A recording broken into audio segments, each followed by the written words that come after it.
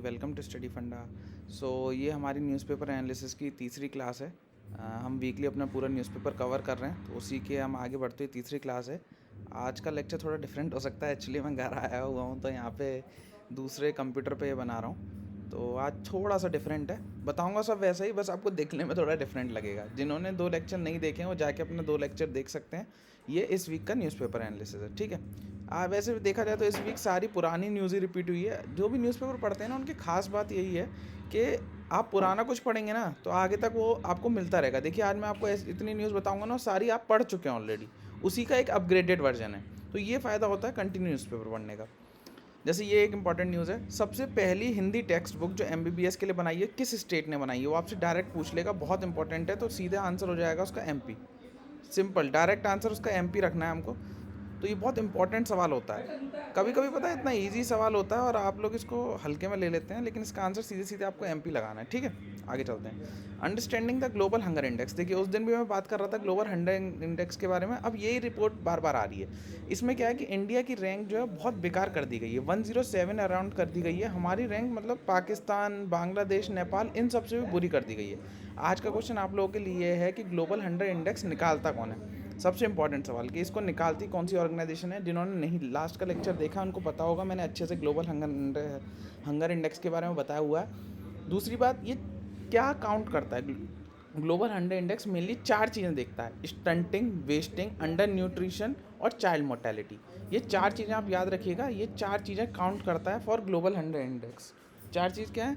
Child mortality rate, wasting, stunting और under nourishment या under nutrition जिसको हम बोलते हैं।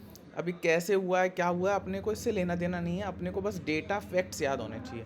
अब ये चीज़ क्या है कि आप इसको पेपर 1 में तो डायरेक्ट सवाल आएगा तो आप यूज़ करोगे ही करोगे, लेकिन ये जो डेटा आप पेपर 2 में भी यूज़ कर सकते हो। सबसे इंपॉर्टेंट चीज़ तो आप ये शो करना हो कि भाई इंडिया को कभी कभी क्या होता है कि ग्लोबल लेवल पे बहुत गलत दिखाया जाता है, तो वो इसका एग्जाम्पल हो सकता है कि भाई इंडिया इतना भी बेकार नहीं है कि आपने उसको पाकिस्तान, म्यांमार, नेपाल, इन सबसे भी नीचे रखा हुआ है। मतलब बांग्लादेश की रैंक 84 है, नेपाल की 81 है, तो आपने इनसे भी नीचे कैसे रख दिया। तो ये छोटी सी बात थी, आप लोग को समझना पड़ेगा। आगे चलते हैं, ठीक है। मैं ये न्यूज़ हो गई। हम many challenges India take up G20। अब देखिए, उस दिन भी मैंने आपको G20 के बारे में बताया था, फिर से G20 की न्यूज़ आ गई। मैंने उस दिन क्या बताया था G20 के लिए? G20 के लिए मैंने बताया था कि इस साल जो 2022 23-24 आएगा, उसमें प्रेसिडेंट कौन होगा। तो अब इंडिया प्रेसिडेंट होने वाला है। तो आपको एक चीज़ तो सबसे पहले ये ध्यान रखनी है कि इस साल G20 की जो प्रेसिडेंसी है वो इंडिया के पास है। दूसरा, आपको कमेंट सेक्शन में बताना है G20 में कितने नेशंस हैं। G20 मतलब उनके नाम लिखने हैं। तो मैंने लास्ट लेक्चर में अच्छे से बताया आपको G7 में कौन कौन आते हैं, G8 में कौन आते हैं, G20 में कौन आते हैं। जिन्होंने नहीं देखा है प्लीज़ लास्ट का लेक्चर देखिए, ठीक है। और इस साल जो अभी प्रेसिडेंसी कर रहा था वो कर रहा था इंडोनेशिया, और अगले साल जो करेगा फ्रॉम दिसंबर 2022 जो करेगा वो करेगा हमारा प्यारा देश इंडिया, ठीक है। इससे ज़्यादा इसमें याद करने की कोई ज़रूरत नहीं है, ठीक है। बस इतना ही याद करना। आगे चलते हैं। अडॉप्ट 1 पर्सन 1 लैब मंत्रा। अब ये जो न्यूज़ है आप याद रखिएगा, कभी भी पेपर 1 में ऐसी न्यूज़ नहीं पूछी जाती है। ये जो न्यूज़ है 1 लैब, इसका आप यूज़ क्या करेंगे? इसका यूज़ करेंगे जब भी पेपर 2 में कुछ सजेशन लिखने को आ रहा है कि हमें टेक्नोलॉजी के ऊपर आ रहा है, तो टेक्नोलॉजी में क्या अपग्रेडेशन करना चाहिए। तो जैसे मोदी जी ने शुरू करा है, तो आप लिख सकते हैं कि ये जो मोदी जी ने शुरू करा है इसको फॉलो करना चाहिए कि 1 पर्सन 1 लैब होनी चाहिए। मतलब एक जो साइंटिस्ट है वो पूरी एक CSIR की लैब को संभाले, कम से कम साल में 2-3 बार उसको विजिट करे। तो उससे क्या होगा? उससे उसको एक एक चीज़ पता होगी इस लेबोरेटरी के बारे में कि इसमें अभी क्या एक्सपेरिमेंट चल रहे हैं, अभी हमारे लाइव प्रोग्राम्स क्या चल रहे हैं। तो इसलिए ये अडॉप्ट 1 पर्सन 1 लैब मंत्रा बस आपको इतना हल्के में याद रखना है प्लीज़, क्योंकि न्यूज़ इतनी है, आपका जब तक एग्जाम आएगा न्यूज़ एकदम बहुत ज़्यादा हो जाएंगी। तो जो मैं बोल रहा हूँ हल्के में याद रखनी है, मतलब बस 1 लाइन याद रखनी है कि आपको सीधे 1 लैब 1 मंत्रा टेक्नोलॉजी लिख लीजिए, या अगर टेक्नोलॉजी की बात आएगी तो हम ये चीज़ सजेशन में ड्रॉप कर देंगे। बस इससे ज़्यादा ये न्यूज़ इंपॉर्टेंट नहीं है। आगे चलते हैं। एक second. American historian confirm sir Syed award. अब ये जो न्यूज़ है ये डायरेक्ट आपको याद होनी चाहिए, वो डायरेक्ट हिसाब से पेपर 1 का न्यूज़ है कि सर सैयद अवार्ड 2022 का किसको मिला है। बस आपको इनका नाम याद रखना है, प्रोफेसर बरबरा मेटकाल्फ।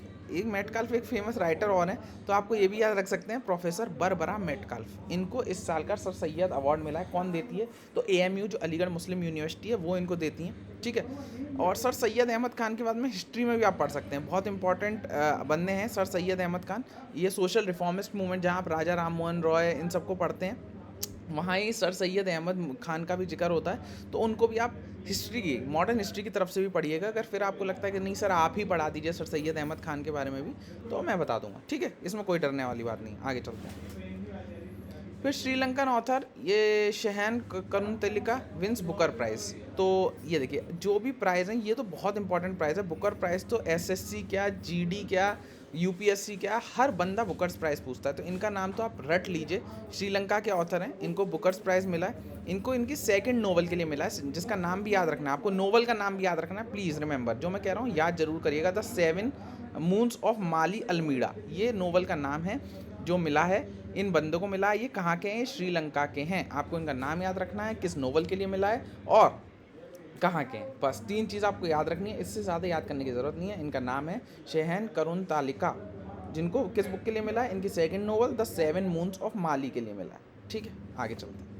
देखिए ज़्यादा न्यूज़ नहीं थी इस वीक में, जो मेनली फैक्चुअल न्यूज़ आई हैं, तो मैं फैक्चुअल न्यूज़ पे ज़्यादा जोर नहीं देना चाह रहा हूँ। वही रीज़न अगेन कि आपके पास ऑलरेडी बहुत ज़्यादा करंट अफेयर्स होने वाला है, इसलिए मैं सेलेक्टिवली आपको बता रहा हूँ जो आपके एग्ज़ाम पॉइंट ऑफ व्यू के लिए इंपॉर्टेंट है, बाकी मैं आपको कुछ नहीं बता रहा हूँ। Government start spraying bio decomposer solution in field of AQI remains poor. सबसे पहले ये देखिए बायो डिकम्पोजिजर, अभी मैंने जो बच्चे लास्ट वाली मेरी क्लास लिए उन सबको पता है, मैंने बायोमास के बारे में अच्छे से एक्सप्लेन करा है कि बायोमास से क्या करना है। तो ये अब एक नई चीज़ है बायो डिकम्पोजिजर। ये मतलब एक तरह का पेस्टिसाइड नहीं बोल सकते, बायोडिग्रेडेबल होता है, जिसको अपने छिड़काव किया जाता है जो पैडी फील्ड्स होती हैं। जैसे आपको पता है पंजाब हरियाणा में उबाल जलाई जाती है, स्टबल बर्निंग जिसको इंग्लिश में बोलते हैं, तो उसको रोकने के लिए बायो डिकम्पोजर का यूज़ हुआ है। तो ये अगेन सजेशन में आप यूज़ कर सकते हैं कि कैसे हम खेती की, अगर एग्रीकल्चर के ऊपर आता है कि कैसे आप ऑर्गेनिक फर्टिलिटी उसको बढ़ा सकते हैं, तो आप लिख सकते हैं कि just use like a bio decomposer on the land so that its fertility can be increased, may be increased. कभी भी देखिए एक और चीज़ याद रखिएगा, कभी भी आप फुल टारगेटेड मत लिख के आइए, जैसे इससे होके ही रहेगा। आप कभी भी यूपीएससी का पेपर देखेंगे ना, उसमें वो लिखता है मे बी, कैन बी, तो ऐसे ही आप भी लिख सकते हैं कि by using bio decomposition may be the soil fertility may be increased. May B मतलब होगा तो होगा ही, नहीं होगा तो कोई बात नहीं। तो ऐसे थोड़ा आपको दिमाग के साथ खेलना पड़ेगा। आप अगर 100% लिख दोगे, हो सकता है फर्टिलिटी इंक्रीज ही ना हो, तो आपको ऐसे लिखना पड़ेगा। दूसरी बात, इसमें एक जिक्र हुआ है AQI का। AQI क्या चीज़ है?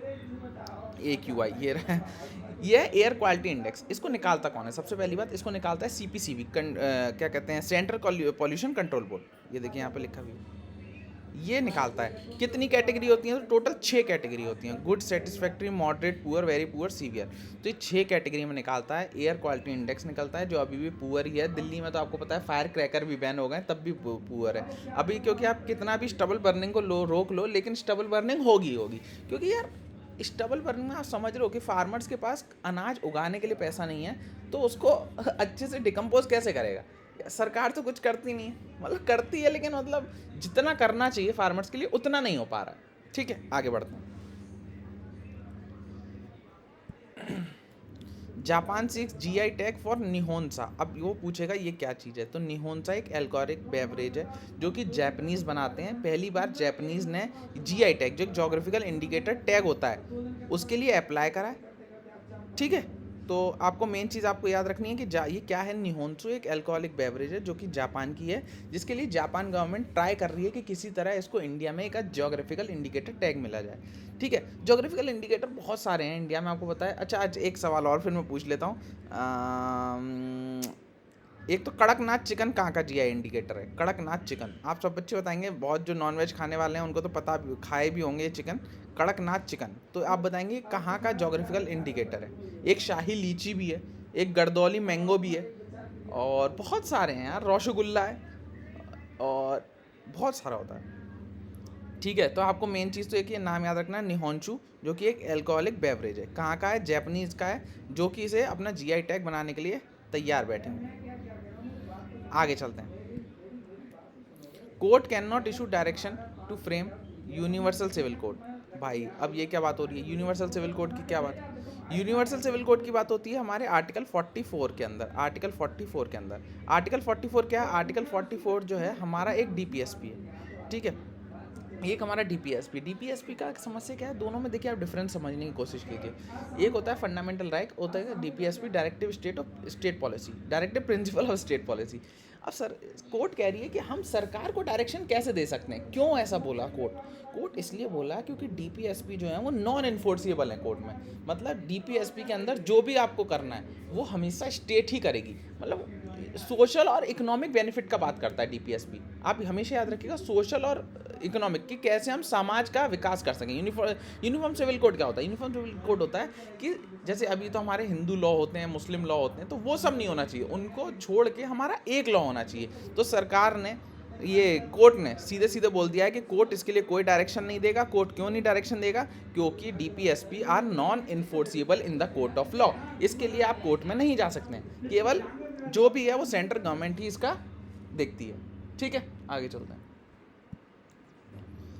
AK-203 असॉल्ट राइफल, इसका प्रोडक्शन इंडिया में शुरू हो चुका है दोबारा से। ये क्लासनिको, किसी ने मूवी नहीं देखी तो वो भी देख सकता है, बहुत अच्छी मूवी है, एक रशियन मूवी है। ये जो AK-47 हम यूज़ करते हैं ना, उसका ये अपग्रेडेड वर्जन है AK-203। तो इसके लिए एक जो मेन जॉइंट वेंचर हुआ है, तो आप कैसे लिख सकते हैं, जैसे हमारा इंडिया में डिफेंस एक्सपो भी चल रहा है कि इंडिया जो है वो डिफेंस सेक्टर में, जैसे राजनाथ सिंह का भी एक स्टेटमेंट अभी डिफेंस एक्सपो में आया कि इंडिया पहले नेट इम्पोर्टर था, लेकिन अब धीरे धीरे हम नेट एक्सपोर्टर हो रहे हैं इन द डिफेंस प्रोडक्शन। क्यों? क्योंकि अब हमारे जैसे इंडिया रशियन के साथ ये जॉइंट वेंचर था, जो कि एक प्लांट है कोरबा उत्तर प्रदेश में, वहाँ ये राइफल बनानी शुरू हो गई है। तो आप ये कभी लिख सकते हैं, अगर दिखाना हो कि इंडिया डिफेंस में कितना आगे बढ़ रहा है, तो आप उसमें ये चीज़ को अच्छे से मेंशन कर सकते हैं। ठीक है, इससे ज़्यादा याद करने की इसमें कोई ज़रूरत नहीं। इसमें भी लिखा देखिए डिफेंस एक्सपो के बारे में भी जिक्र हुआ है, जहाँ ये बनाने वाले हैं। अपना मेन तो एक कहाँ पे प्लांट है, तो कोरबा में प्लांट है, यूपी में प्लांट है। इससे क्या होगा भाई, देखिए एक तो आप इंडिया में एक तो टेक्नोलॉजी ले आए, दूसरा आपने यहाँ के लोग, भाई टेक्नोलॉजी आई है तो काम भी तो यहीं के लोग करेंगे, आपने उनको एम्प्लॉयमेंट दे दिया, रोजगार दे दिया। तो भाई बाहर से कोलेबोरेशन करने का ये बड़ा फ़ायदा है। ऐसे हम बहुत चीज़ें कोलेबोरेट करते रहते हैं, रशिया जैसे हमारा ट्रू फ्रेंड है। ठीक है, आगे चलते हैं, एक second. Centre increase MSP price for rabi crop. देखिए मैं उस दिन बता रहा था कि अभी तक पिछले लास्ट लेक्चर में मैंने बताया था कि अभी भी सरकार ने, क्योंकि MSP जो है वो हमेशा सोइंग से पहले बता दी जाती है, हमेशा उगाने से पहले MSP सरकार बता देती है कि इस साल धान का, अनाज का भाव कितना होगा। तो अभी तक नहीं बताया था, लेकिन अब सेंटर ने बता दिया है कि इतना होगा रबी क्रॉप के लिए, पैसा भी बढ़ा दिया। मैंने आपको बताया था कौन सजेस्ट करता है और कौन फाइनल डिक्लेयर करता है। देखिए कैबिनेट कमेटी ने डिक्लेयर करा, देखिए देख रहे हैं आप, CACP नहीं है, CCE है जिसने अनाउंस करा है कि इंक्रीज़ करेगा MSP 2 to 9%। अच्छा, आज का सवाल कि कितने क्रॉप्स के लिए MSP दी जाती है, कितने क्रॉप्स के लिए MSP दी जाती है, सब आज बच्चे, जितने भी बच्चे देख रहे हैं वो सारे मेरे को कमेंट सेक्शन में बताएंगे कितने क्रॉप्स के लिए MSP दी जाती है। ठीक है, आगे बढ़ते हैं। Pakistan likely be taken off FATF grey list. अब ये FATF क्या है? Financial action task force. देखिए ये क्या होती है, इंटर गवर्नमेंटल ऑर्गेनाइजेशन है जो डिसाइड करती है कि किस कंट्री को हमें ब्लैक लिस्ट करना है, किस कंट्री को हमें ग्रे लिस्ट करना है। ये मेनली FATF है जो दो चीज़ों पे काम करती है। दो चीज़ क्या है? एक तो है टेरर वो क्या कहते हैं, टेरर फाइनेंसिंग, जो भी हम टेरर पे जो फाइनेंस करते हैं उसके लिए काम करती है। दूसरा मनी लॉन्ड्रिंग। तो आपको ये दो चीज़ याद रखनी है, FATF किसके लिए काम करती है, एक तो मनी लॉन्ड्रिंग के लिए काम करती है और एक टेरर कॉम्बैटिंग या टेरर फाइनेंसिंग के लिए काम करती है। इसने पिछले साल पाकिस्तान को ग्रे लिस्ट में रख दिया था। अब ग्रे लिस्ट में रखने से क्या हुआ कि पाकिस्तान के ऊपर बहुत सारे वो हो गए कि मतलब कंजप्शन हो गए कि वो मतलब बाहर से लोन नहीं ले सकता, बहुत सारे कर्ब हो गए, कर्ब, यस कर्ब इज़ द वर्ड, कि बहुत सारे कर्ब हो गए, रिस्ट्रिक्शंस हो गए कि पाकिस्तान बहुत सारी चीज़ें नहीं कर पा रहा था। लेकिन इस साल क्या हुआ पाकिस्तान, और इसको हटाने का क्या तरीका है कि किसी के ऊपर ग्रे लिस्ट लग गया तो उसको हटाओ। तो इसका एक ही तरीका है कि FATF कुछ बोलता है कि ये चीज़ें आपको अपने देश में करनी है, तब हम आपको ग्रे लिस्ट से हटाएंगे, नहीं तो आपने ये ऐसा नहीं करा तो हम आपको ब्लैक लिस्ट में डाल देंगे। तो पाकिस्तान ने कुछ करा होगा अच्छा काम, तो इसलिए उनको इस साल FATF की ग्रे लिस्ट से हटा दिया गया है। तो अब पाकिस्तान, याद रखिएगा, ग्रे लिस्ट का पार्ट नहीं है। इसका मतलब पाकिस्तान भी धीरे धीरे सुधरने की कोशिश कर रहा है। क्यों? क्योंकि भाई वहाँ फाइनेंशियल स्टेबिलिटी नहीं है। अगर FATF की आप लिस्ट में पड़े रहोगे, आपको कोई बाहर वाला देश फाइनेंस ही नहीं करेगा, आप वर्ल्ड बैंक से लोन नहीं उठा पाओगे, इसलिए सब हुआ है। ठीक है, आगे चलते हैं। खड़गे विंस। अब कांग्रेस के नए प्रेसिडेंट जो होंगे, याद रखिएगा खड़गे जी हैं, इनका नाम बस याद रखना है और इससे ज़्यादा कुछ याद करने की ज़रूरत नहीं है। ठीक है, चाइना अगेन ब्लॉक्स 2 प्रपोजल। हाँ, अब भाई चाइना UNSC क्या है, ये यूनाइटेड नेशन सिक्योरिटी काउंसिल है, यहाँ पे 5 परमानेंट मेंबर हैं। अब 5 परमानेंट मेंबर, जैसे बड़े बड़े जो देश हैं 5 परमानेंट मेंबर हैं, अब वो जो मेंबर हैं वो उनके पास वीटो पावर है, मतलब अगर उनमें से पांचों देश में से कोई एक भी देश राजी नहीं होता है तो वो रिजोल्यूशन पारित नहीं होगा। तो चाइना अगेन ब्लॉक कर दिया पाकिस्तान के लिए। मतलब पाकिस्तान के 2 टेररिस्ट हैं, उनको टेररिस्ट घोषित करना था वर्ल्ड लेवल पे, लेकिन चाइना ने समर्थन दिया पाकिस्तान का, उनके खिलाफ वीटो यूज़ कर दिया, और इसकी वजह से वो टेररिस्ट जो थे वो ग्लोबल टेररिस्ट नहीं बन पाए। अभी चाइना कभी कभी बेवकूफ़ों वाली हरकत करता है, बताओ टेररिस्टों से भी जो दोस्ती कर रहा है।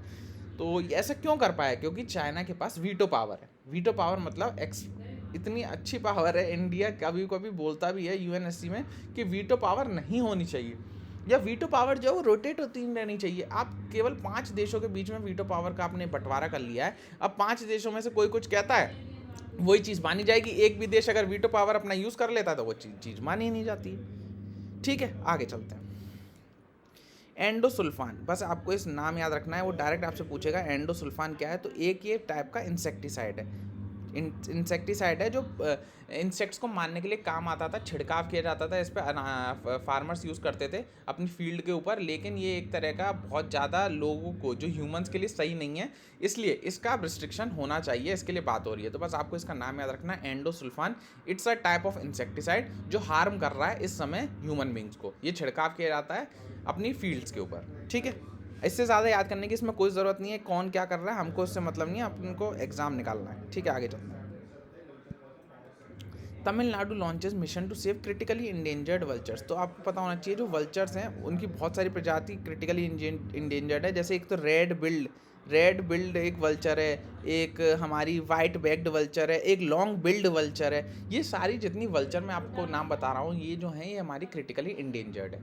तो इसके लिए तमिलनाडु ने एक लॉन्च करा मिशन, आपको इतना याद होना चाहिए। और ये मुदुमुलाई टाइगर रिजर्व कहाँ पर है ये भी आपको पता है, तमिलनाडु में ही। अब ये तमिलनाडु की बात हो रही है। दूसरी बात, ये जो अपनी ख़त्म हो रही है एक एग्ज़ाम में, इससे रिलेटेड, वल्चर से रिलेटेड एक बड़ा फेमस सवाल आता है, व्हाट इज़ डिक्लोफिनेक। याद रखिएगा, डिक्लोफिनेक, DIC, मैं लिख नहीं पा रहा हूँ यार। मेरा आज एक्चुअली घर पे आया हुआ हूँ ना, तो उस पैड नहीं है मेरे पास जिससे मैं आपको पढ़ाता हूँ, तो ये माउस से लिख नहीं पा रहा हूँ। डिक्लोफेनेक एक तरह की दवाई है जो वल्चर्स को हार्म करती है। वल्चर्स इसको खाते थे और ये हार्म करती थी, जिसकी वजह से वल्चर्स जो है उनकी प्रजाति खत्म होने लगी। तो आपसे कभी कभी डिक्लोफेनेक भी पूछ लेता है, तो आप याद रखिएगा एक हार्मफुल दवाई है जो वल्चर्स को नुकसान करती है। ह्यूमन बींग्स को नुकसान नहीं करती, ह्यूमन बींग्स के लिए बहुत अच्छी दवाई है, लेकिन वहीं वल्चर्स के लिए बहुत बेकार दवाई डिक्लोफेनेक। आगे चलते हैं। रुस्तम 2 UAV, बस आपसे वो डायरेक्ट पूछेगा व्हाट इज़ रुस्तम 2। लोग सोचेंगे भैया कोई मूवी का नाम है, तो नहीं, रुस्तम 2 कोई मूवी का नाम नहीं है, ये एक UAV है, अनमैन्ड आर्म व्हीकल, एक टाइप का आप ड्रोन बोल सकते हैं, जो DRDO बना रही है। बस आपको इससे ज़्यादा याद करने की ज़रूरत नहीं। ऑलरेडी रुस्तम पहले आ चुका है, ऑलरेडी बहुत एग्जाम में पूछ भी चुका है। तो रुस्तम 2 क्या है? रुस्तम 2 भी एक टाइप का UAV है, अनएम्ड आर्म्ड व्हीकल। आगे चलते हैं। ये देखिए, ये पोक्कल्ली पैडी, याद रखिएगा, पोक्कल्ली पैडी केरला में होती है। पोक्कल्ली पैडी क्या होती है? ऑल्टरनेटिव करते हैं, मतलब पहले आपने क्या कहते हैं, अपना राइस कर लिए, उसके बाद आपने फिश फार्मिंग कर ली। तो ये मेनली एक तरह का कल्टीवेशन है जो कि कहाँ पर होता है। पोक्कल्ली पैडी आपसे डायरेक्ट पूछेगा, ये होता है केरल में। इसमें ऑल्टरनेटिव हम करते हैं, सबसे पहले हमने राइस उगाई, उसके बाद हम फिश उगा लेंगे। ऑल्टरनेटिव नहीं, म्यूचुअली करते हैं, मतलब नीचे फिश होंगी, ऊपर राइस होगा। तो ये म्यूचुअली किया जाता है, mutually complementary to each other. ठीक है, इससे ज़्यादा याद करने की ज़रूरत नहीं है। पोकल्ली राइस। इंडिया ने टेस्ट करा अपना अग्नि प्राइम। अग्नि प्राइम आप याद रख सकते हैं क्या है। अग्नि प्राइम जो है वो उड़ीसा कोस्ट से हमने फायर करा है। ये बैलिस्टिक मिसाइल है मीडियम रेंज की, और इसमें जो यूज़ हुआ है फ्यूल, वो सॉलिड फ्यूल यूज़ हुआ है, लिक्विड फ्यूल यूज़ नहीं हुआ है। तो आपको एक चीज़ ये याद होनी चाहिए।